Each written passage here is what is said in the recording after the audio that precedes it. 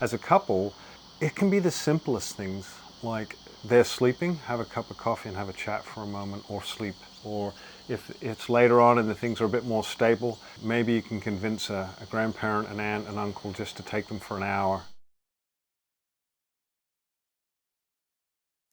I think the relationship that you and your partner have is crucial. It's crucial for any parent to develop amazing children, well-rounded men and women of the future. So that relationship with your spouse is crucial. Marriage and I guess the early years is challenging. I think there's a big sense that you're in a hurry, actually, with the whole early intervention thing. For me, I was the one doing all the autism stuff, researching, taking my son to appointments, all of that sort of stuff. That weight was on me. And then the pressure of financially bringing in money and all that sort of stuff was with my husband. I think the diagnosis affected our relationship in both negative and positive ways. Definitely at the beginning, we saw it differently, caused disagreement, but I think we had the maturity to see that as an opportunity to talk it out, work through things, and realise that we're going to walk this parenting path together. We might as well do it on the same page and as a team. First few months were really hard, and that was only because of me, I would say, because I was so stressed, so frustrated that I couldn't get angry or get frustrated on the kid, and all the frustration and the stress would just come out when he came home. Look, my marriage didn't make it. I'll just come right out and say that. I probably had a funny feeling it wasn't going to make it, because early on when I suspected our son had autism, my former husband wasn't on the same page, and so straight away we were fractured, because I sort of just then knew that it was going to be quite lonely and isolating for me, because I was going to have to pursue it myself, which is what I had to do. And even once our son was diagnosed, and my former husband then was like, oh, yeah, there's no, oh my gosh, you were right, I'm so sorry that I didn't listen.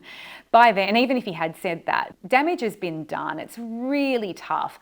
I think when we got diagnosis, it brought us closer together because we were going to conquer it together. Then when we went into early intervention, it was a lot of me as a mum. He was working full-time, big hours to pay for the early intervention. That was a bit of a struggle because we were trying to navigate autism to start with and trying to follow what we should be doing from early intervention in the home.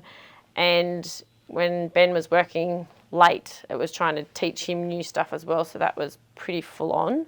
The best thing I can say is parenting courses are amazing. Don't think that you shouldn't go to a parenting course because, oh, I'm a good parent, it's okay. When you're dealing with especially a new diagnosis with these kids, you don't know what you're up against. It's a whole new world that opens up. He handled it so well that I am not going to be that. I'm not going to be like that for the whole life. I am going to get relaxed. I am going to turn into his old wife, maybe in a couple of years. And I'm just so thankful for that he allowed me to be angry on him. He allowed me to take out all my frustration on him. He was just there. Just there.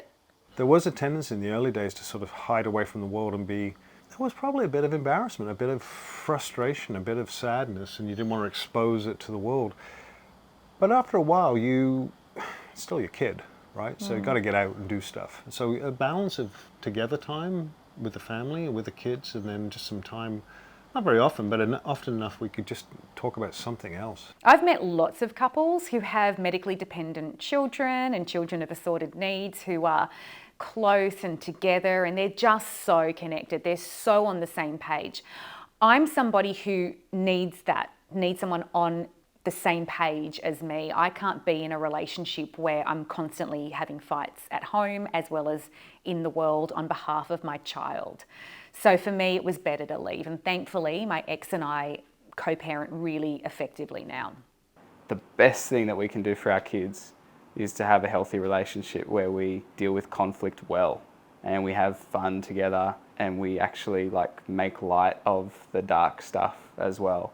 The research shows that those relationships are critical to how our kids thrive and flourish. So if I'm okay and hubby's okay and the environment at home is a happy, safe one, then the kid's going to do better. If you have to cancel therapy for a couple of weeks or do whatever you need to do, use your therapy in a smart way so you can spend some time together. What is it that we want to achieve together? Be on the same team, but you have to give yourself time to talk about those things. We've grown stronger. It's actually been a surprise and a nice surprise to watch us grow with Bradley as a couple, to see my partner change in a way that I didn't think was possible. He has so much more patience now. We both do. The patience levels are massive. It's me and my daughter, and that's the only thing what mattered for him. It gave me lots of confidence that it's easy, it's okay. I was never a person like that oh no, this is not how it happens, this is not how my kid would be. But it's Raj who just taught me that it's okay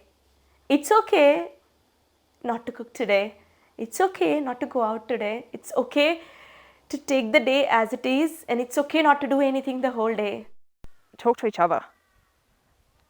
Try and stay on the same page, because while you're fighting each other, you're going to get nowhere with these kids, because they sense the disagreement.